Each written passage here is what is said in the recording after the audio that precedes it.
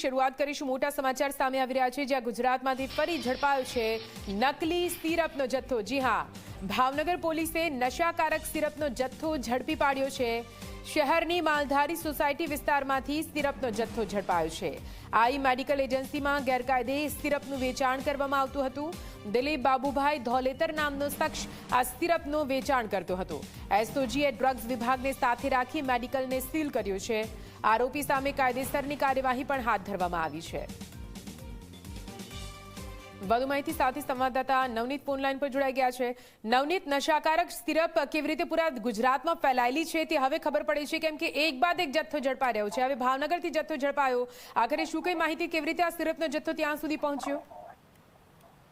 ચોક્કસ નિધિ, જણાવ્યું કે ભાવનગર શહેરના જે માલધારી વિસ્તાર છે એની આ ઘટના છે કે જ્યાં સિરપનો મસ્ત મોટો જે જથ્થો છે, ગેરકાયદેસર જથ્થો રખાતો હોવાની જે બાતમી છે પોલીસને મળી હતી અને જેને લઈને પોલીસે ત્યાં રેડ કરતા 86,850 રૂપિયાની કિંમતનો 100 ml ની બોટલનો 589 જેટલી જે 79 જેટલી બોટલ છે એ નશાકારક સિરપની છે ઝડપી પાડવામાં આવી છે।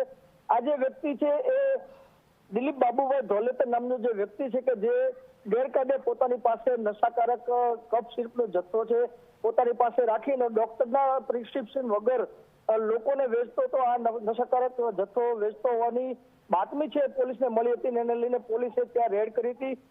આઈ મેડિકલ હોલસેલર નામની જે દુકાન છે ત્યાં પોલીસ દ્વારા રેડ કરવામાં આવી હતી ને ત્યાંથી આજે મસ્ત મોટો જથ્થો છે ઝડપાઈ જવા પામ્યો તો પોલીસે ડ્રગ વિભાગને જાણ કરતા ડ્રગ વિભાગ પણ ત્યાં પહોંચ્યો તો આ વ્યક્તિ છે એની પાસેથી તમામ જે મુદ્દામાલ છે જપ્ત કરી મેડિકલ છે એને પણ સીલ કરવામાં આવ્યો હતો અને પોલીસે આ મામલે વધુ તપાસ છે એ હાથ ધરી છે। જી બિલકુલ, પૂરી માહિતી માટે આભાર।